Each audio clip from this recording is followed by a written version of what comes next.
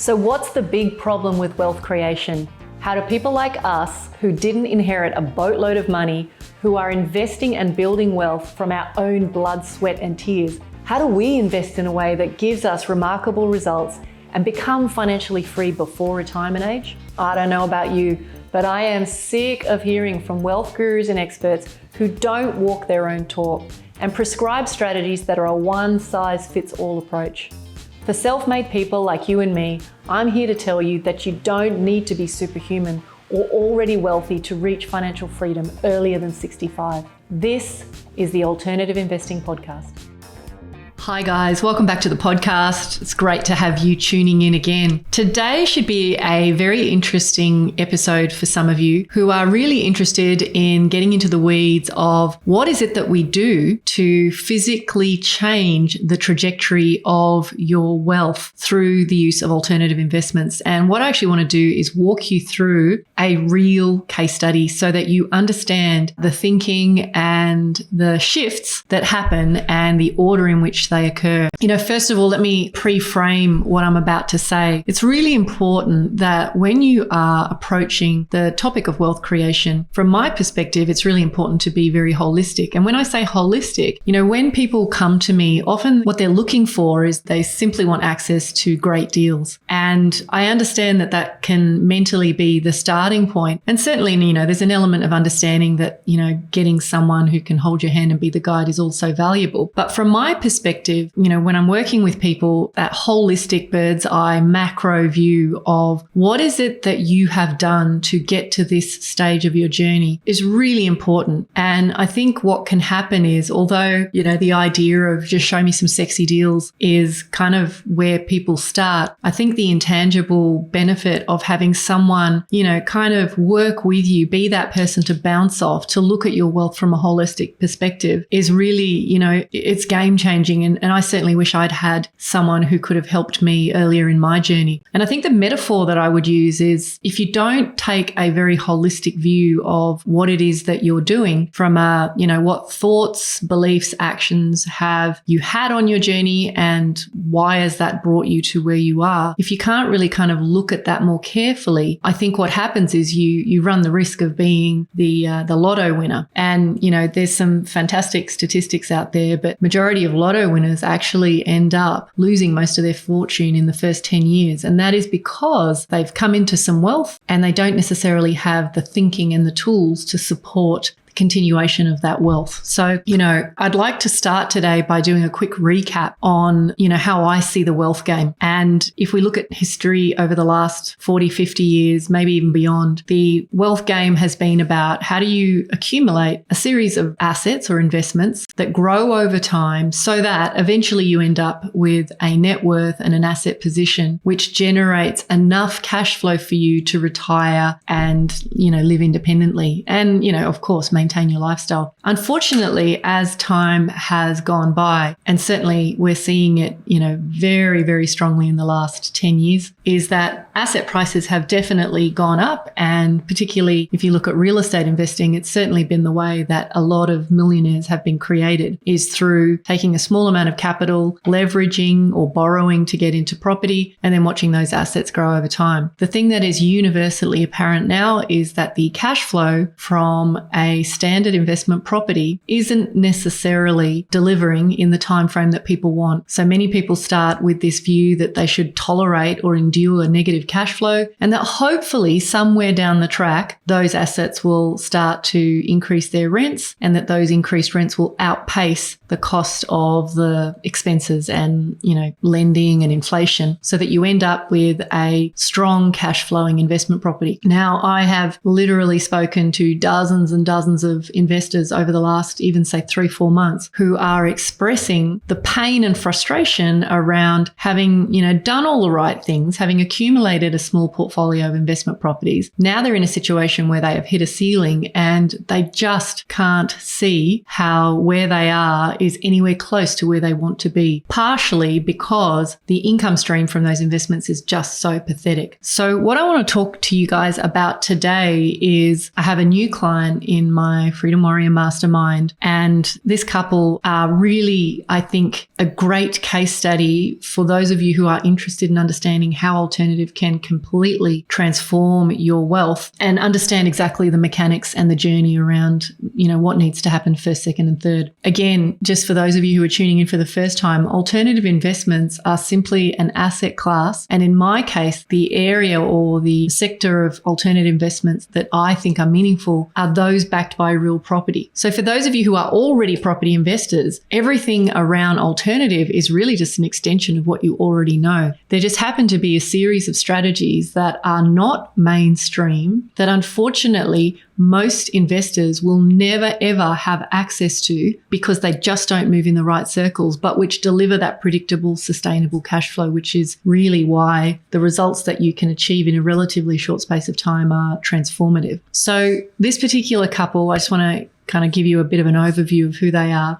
They are young. They have started early. So from the age of about 20, 21, they recognized that, they didn't come from wealth. They were both self-made and they recognized the importance, and partly because they came from migrant parents, that they needed to create wealth through real estate and kind of have that compound over time. I've never seen such a young couple hustle and kind of redline and make it work to get to where they are today. So the situation that they're in today is that they have an enviable property portfolio. They've got great investment properties. They've got about 6 properties. They are in a situation where the banks have basically told them that they will not lend them any more money. They're trying to tweak around the fringes to work out, number one, how do they keep the best of the property portfolio that they've built, but kind of still continue to fast track towards financial freedom rather than if they were to do nothing. And I think this is really what brought them into my world was if they did nothing, they were probably at least 25 to maybe even 30 years away from having the cash flow that they wanted or needed to create life-altering decisions. So,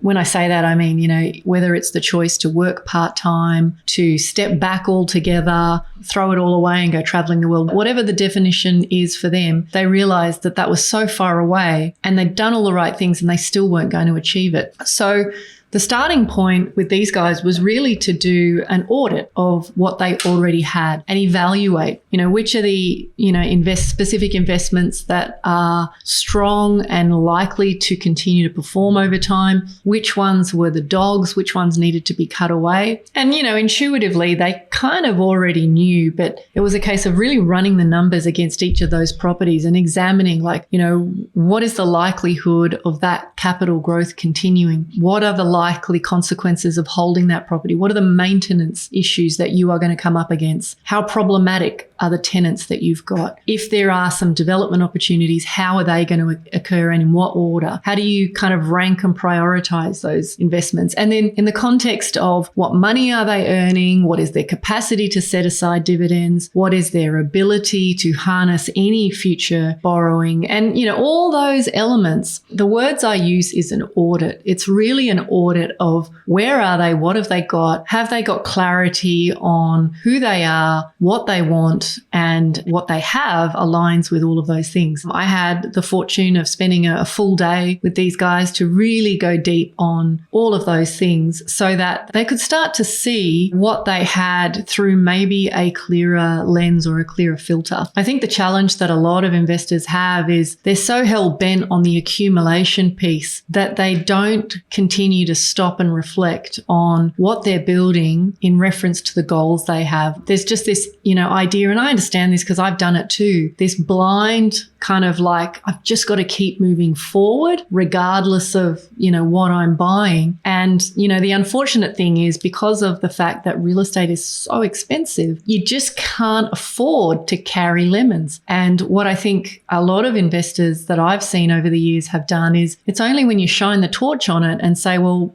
really, is it doing what you want it to do, that people start to go, well, actually, no. I know in some cases there are emotional reasons that you hang on to real estate. There are reasons that perhaps you don't want to recognize a loss or realize a loss. There could be reasons that there's maybe it will come good. There's always optimism that the growth is just about to happen. So it doesn't really matter what those reasons are, but it's just really useful to, at regular intervals, kind of be looking at your property portfolio from that perspective, especially in today's environment where the banking policies, the government policies are really driving the limits on what we can and can't do in the market. It's no longer the case that you can just accumulate investment properties infinitum regardless of your income. Income is a hugely limiting factor. And given the conservatism in the banking environment right now, it makes sense that if you know that you've got, X amount of borrowing capacity, that you don't waste it by putting underperforming assets into your portfolio.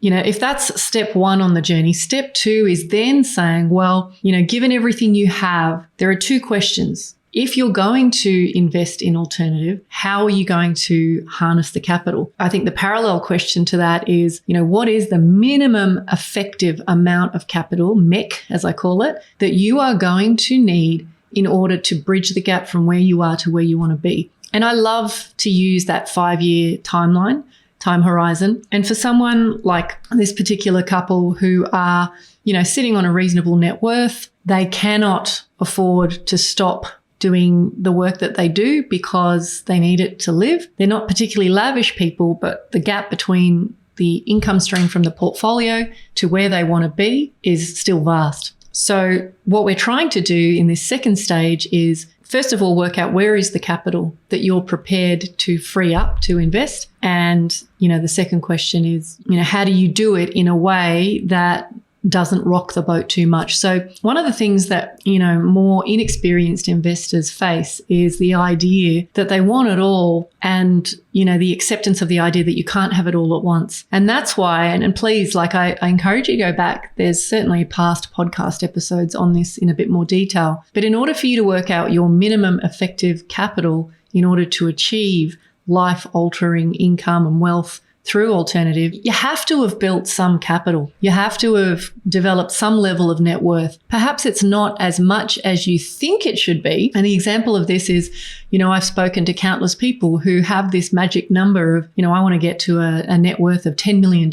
And when you kind of reverse engineer that and say, well, okay, tell me why, where does that number come from? There's no real thinking or logic around it. It's just a number that's come up that they think, oh, that sounds like a good number and that's sort of where I think I should be. But, these guys that I've just spent the day with, they are smart enough to realize that the number around the net worth is less important than how productive that portfolio is for them. So, step two was saying, well, if we had X amount of capital, and in their case, it was going to be something like $350,000 to $450,000 of capital out of their portfolio. If they allocated that to alternative today and topped up with about $50,000 to $100,000 a year for say 2 or 3 years, that it was going to get them where they wanted to go, assuming they, fairly conservatively pursued and divided that capital up into a series of opportunities that was going to earn them about 10 to 12% net after all expenses before tax. So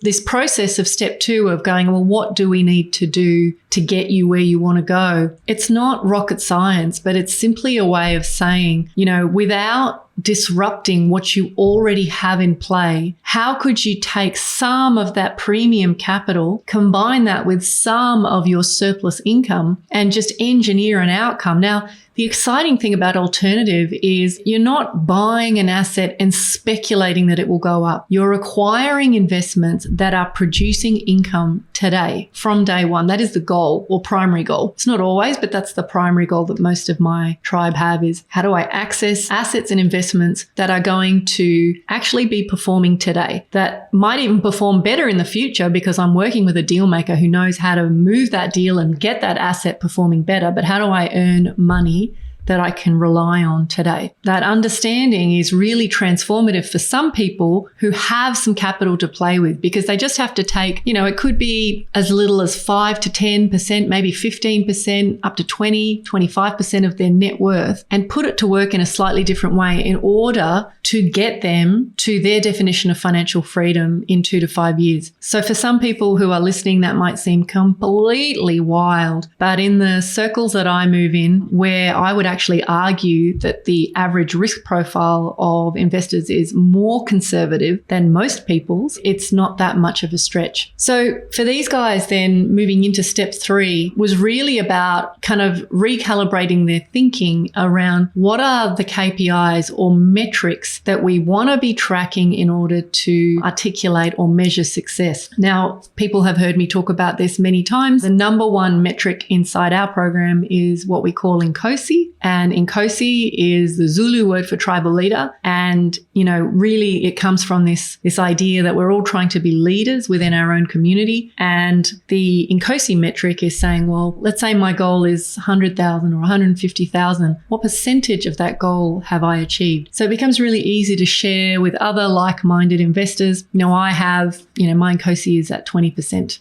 Or 40% or 0 or whatever, because it's the great equalizer, and that's why I love it so much. So there's Inkosi, and then there's a few other metrics that I like to measure. And so the journey with these guys was just to say, where are you against each of those 5 metrics? And what that does is that gives them a much more holistic way of evaluating how their wealth is performing. And so again, sometimes it's a little bit confusing, and, maybe I'll run another podcast on those 5 KPIs, because I think it's a really useful understanding to have. But, once you've sort of got your barometers, if you like, in play for here's where we're starting, it becomes super easy to track how your performance and the trajectory that you're on to get you to your goal. This is just my belief now. No matter how hard you hustle with traditional property, it's the best it's going to do is actually give you an incremental increase in your net worth. There's very few strategies that I'm aware of that will effectively completely change the line that you are on as far as where you are and where you want to be in terms of passive income. And,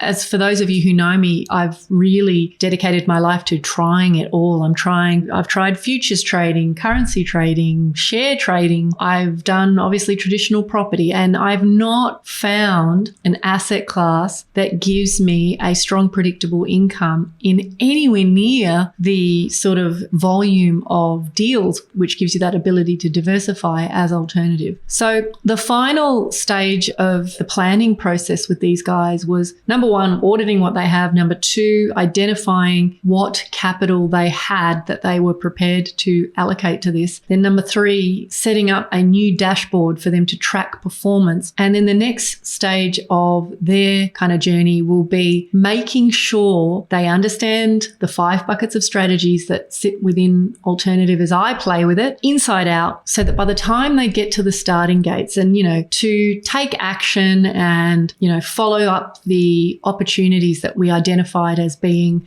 kind of necessary to optimize their wealth, that takes time. Anyone who knows anything about wealth recognizes you never want to take rash decisions that are completely going to be irreversible quickly. So, there's going to be a journey that these guys are on to tidy up their paperwork. There might have been some structuring issues that needed attention. So all of that stuff takes time. But at some point in the next 2 to 6 months, they will get to what I call the starting gates, where they're in a position to actually execute on some deals. So the goal for them between then and now, apart from actioning on all of the stuff that they have, is making sure that their understanding of these new strategies is as high as it needs to be, that they know who the trusted advisors are that they want to take action with, so that they are in a position to pull the trigger and effectively start very slowly accumulating some alternative investments and gradually building that cash flow. I've had clients in the past that have had multiple millions in cash sitting around, and their goal is to get to a certain level of income, and they just want to jump in all at once. In fact, they say, look, are you going to tell me where to put my money? And my response to that is always the same. Like, by the time you get to the starting gates, you shouldn't want my opinion. In fact, you will not want my opinion is what I say. You will know who you like, why you like the strategy, what the downside protection is, why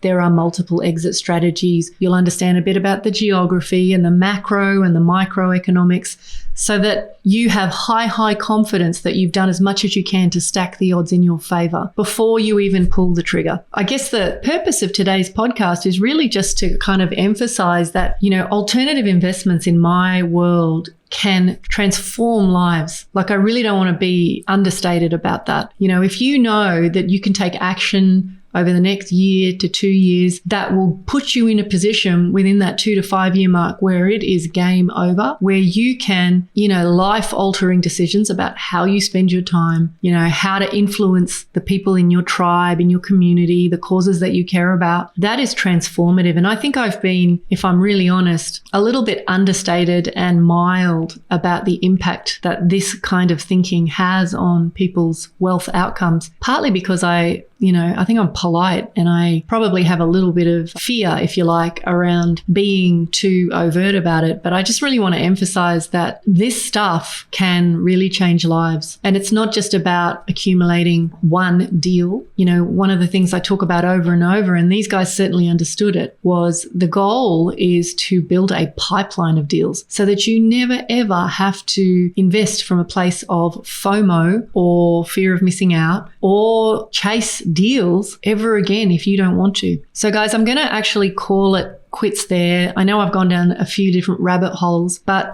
alternative investments are for you if you want to change your trajectory. This young couple that I've just started work with are definitely at a stage where they have hit a ceiling with what they can achieve with standard residential property, and alternative investments, I have no doubt, is what's going to alter their world massively in the next 2 to 5 years. Till next time, guys, take care. If you have any questions or if there were any threads of topics that you're super interested in, please reach out. I'm always, I'm loving the emails and the communication that I've been getting. And thank you again for the kind words of encouragement. Really appreciate you guys. And I look forward to catching up with you next time.